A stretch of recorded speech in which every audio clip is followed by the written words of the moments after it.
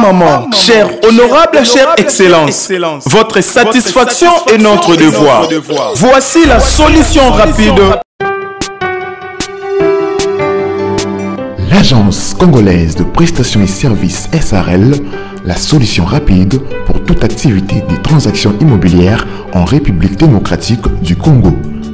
Vente, achat, gestion, estimation, mise en location des biens meubles et immeubles. Contactez-nous au plus 243 85 27 79 630. Vous avez une parcelle à vendre. Mbote libota mbote ba ndeko na ngai esengo mingi ya ko présenter biso na journée ya lelo lupangu na au bord du fleuve pona ba o balingaka asombi lupangu makolo na mai azomona mai fara lupangu yango yo to ko présenter bino lelo donc parcelle au bord du fleuve yango yo bomona construction ndenge ezali to relaxa pe quartier ndenge ezali bozomona que pepe ndenge ezali awa donc awa oza au lamuki na tongo au moni fleuve au bimi au zongi to bimanano bongo to zonga to laksa lupango awa to lobaki to zana kitambo magasin donc to bimi tina kitambo magasin pona ko laksa bino distance na nzela kolongwa kitambo magasin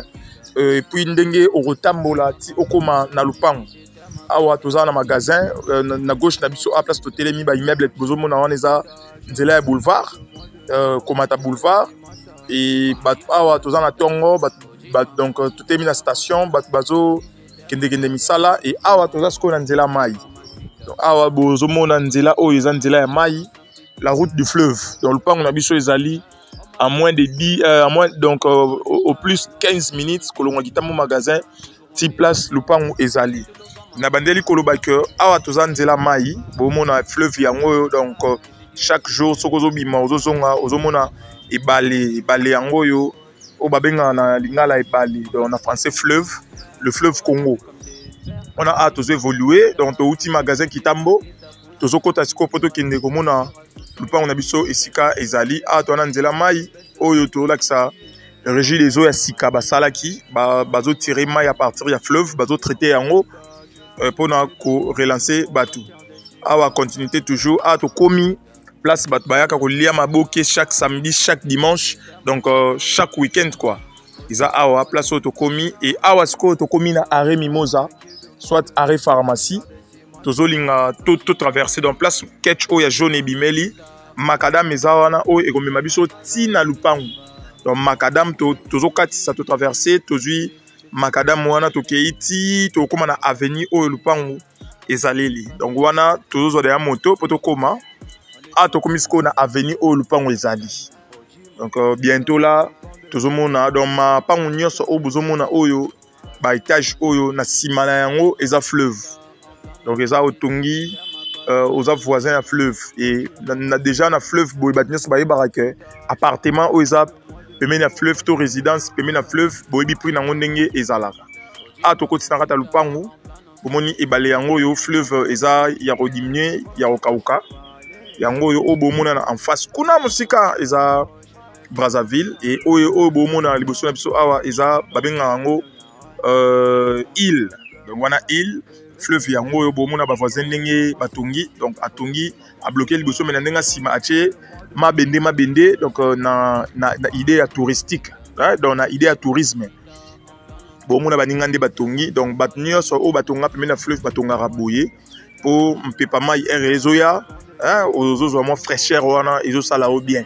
donc le pango na biso to lobaki yango yo et awa to moni fleuve yango kaka na dans droite awa mtazo tonga moni système toujours ya tonga la fleuve donc faut ko beta mo art pour na monara mai voilà donc to zonga non na systématique le pango na biso bozomona matiti nde ezoningana donc peza awa kokati donc awa ose la climatiseur to ose la te fraîcheur ezakara toujours déjà bien donc fraîcheur eza déjà à gogo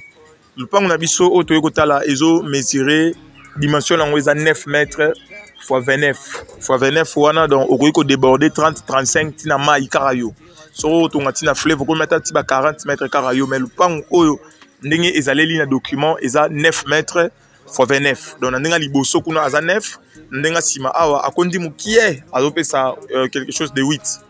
Donc c'est un peu ça. Le pan on a biso nde tolobaki eza 9 mètres fois 29 ou soit fois 30 okoki kodéborde. Eza na ndako oyo bomona batolo wana na ndenge liboso kuna tokoleka mopanzi okomona eza vraiment ndaku mais ezalaki église bato babandaki koluwa yango comme église. Awa bon moto asombaki abimisaki bango po asala makambo na ye. L'homme propose de dispose nde sikoyo lupango eza na marché.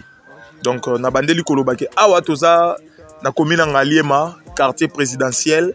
na quartier Kinsuka Pêcheur, oyo ezali quartier présidentiel, quartier oyo eza le mieux sécurisé ya commune ya Ngaliema. Donc na zoloba bien toza na quartier les plus sécurisés ya commune ya Ngaliema, oyo quartier Kinsuka Pêcheur, quartier moko très propre, très calme, très résidentiel, quartier ya kokolisa bana. Donc le pan toloba qui est 9 mètres x 29 na ndenge sima awa azopesa ma 8 na ndako oyo moni fondation eza déjà ya munene. Donc fondation eza déjà o bomona nyonso ba mabanga oyo eza bénéfice à mta osomba ba mabanga ezali awa. Et puis donc idée ezalaki déjà ya otombola ta ba 4 niveaux, mais l'homme propose de dispose par rapport le pan azoteka yango. Donc, et en évoluant, par rapport il y a prix est à $140,000 à discuter. On a ba ebi, ba oba somba mapa on peut na fleuve, ba oba somba mapa on a maï, ba ebi valeur à lupan on maï. Donc valeur à lupan on eza pembe na maï. Lupan on bâti en $140,000 à discuter. Pour na ba onyos ba oza intéressé, ba parcelle o toche la rabino to auto propose rabino, faut ko eba ke ba document ezala bien. Et puis propriétaire bazali ou bazana posa ya mbongo aote ke lo on a essayé azana posa ya mbongo. Donc wana bomoni place totaki kitambo magasin bomoni quand même avenue quartier et to l'axibino lupango ndenge ezali bomona dans le pont eza mamulai église e bandai ko louer awa na ndako oyo. Donc voilà un peu lupango eza $140,000 à discuter. Pour d'abord onyos barozala intéressé to bengani ndenge to kendara toujours na procédure normale, visite, négociation, tout la vérification des documents, to kende na procédure normale. Donc le pan eza $140,000 à discuter. O eza avenue bo mon avenue ndenge eza soin en face awa bazo tombola.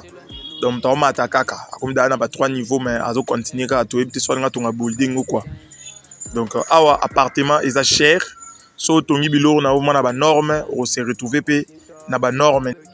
wana pona bat oyo ba commerçant pona ba appartement mais soko za pe na posa o sala résidence na yo voilà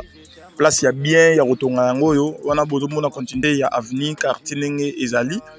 et bonne chance ya na bat nyonso o ba rozala intéressé. Merci beaucoup, bye bye.